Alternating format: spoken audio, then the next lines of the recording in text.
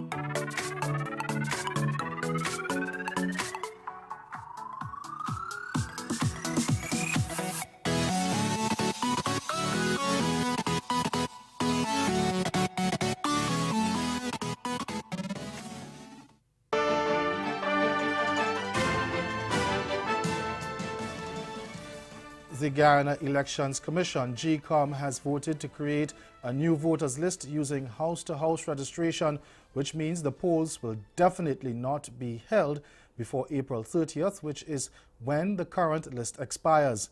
The vote was taken yesterday in the absence of opposition-nominated commissioners who walked out of the meeting.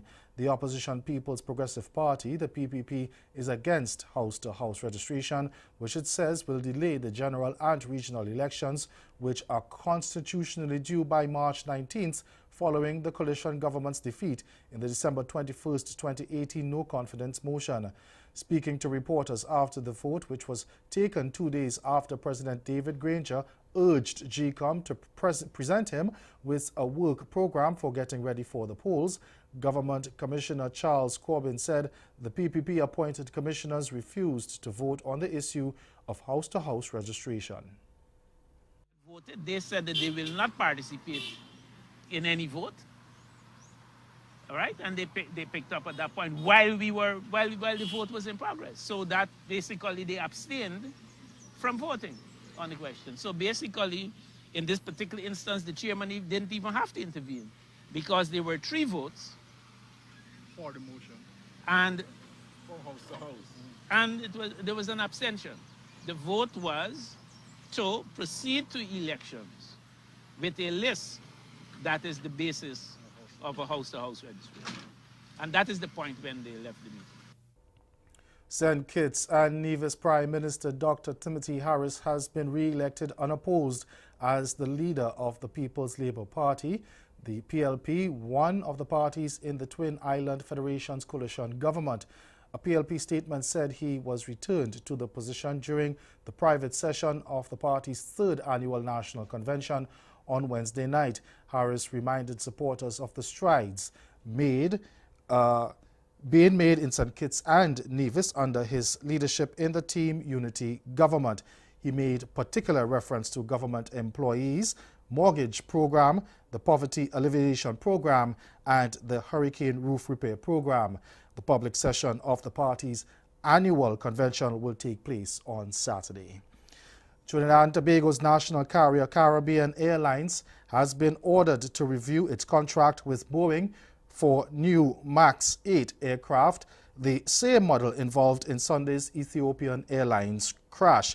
Finance Minister Colm Imbert has also instructed the airline to put contingency measures in place if an investigation by the U.S. Federal Aviation Administration, the FAA, determines that the plane is not airworthy. Last November, Boeing and CAL announced that the national carrier would add 737 MAX 8 aircraft to its fleet at the end of this year. But Minister Imbert says CAL must now have other options. So Caribbean Airlines has been authorized and instructed by me to get the best legal advice in the world with respect to these leases, and also to put contingency arrangements in place with the aircraft leasing companies with respect to alternative aircraft in the event that, as we get closer to December, the FAA decides that there is a permanent problem with the Max 8. You must realize this is temporary grounding.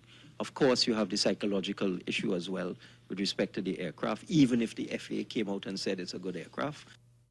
All right, we apologize for the video quality of that clip. Now, newly elected Premier of the British Virgin Islands, Andrew Foy, says several Caribbean nationals have been residing in the British Overseas Territory for a number of years with no official status. And he says there's a need to fix this situation and afford more permanent status arrangements for families who have been forced to live a life of uncertainty.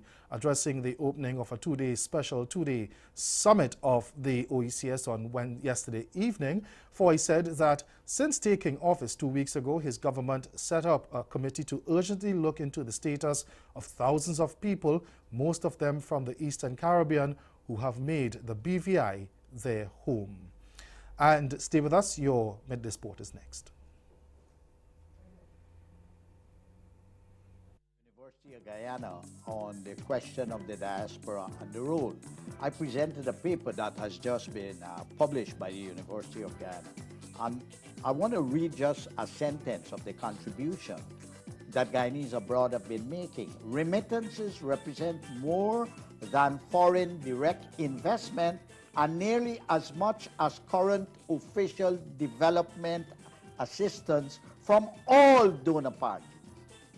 So that sauce being some attention being paid to the sauce on the side of Team Barbados. Looks like she's very happy with it. So oh! Bajan pepper sauce are being told. One Caribbean. Chef Barry's passing by me. I should get an idea of what he's thinking about what he's seeing here. Interesting concept. Peter, just like you and his watch sometimes, Peter, because some of the concepts they come up with, we don't think about.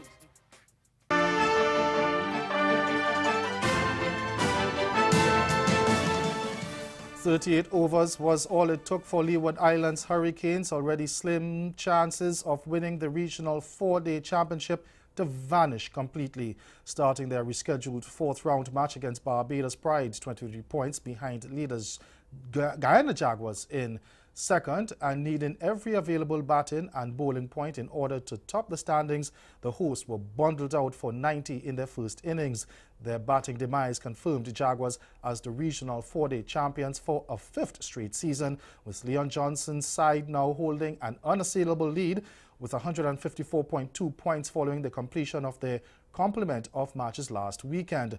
For Hurricanes opener Monson Hodge was the only batsman to pass 20 with 24 as fast bowler Keon Harding ripped through the innings with 5 for 29 to record his second 5-wicket haul in his 10th first-class outing. Now, Test seamer Miguel Cummins supported with 3 for 24, while Jamaica pacer Marquino Mindley picked up 2 for 19. In reply, Captain Shamar Brooks stroked an unbeaten 79 as Pride finished on 154 for 4 to finish the day with a 64-run lead.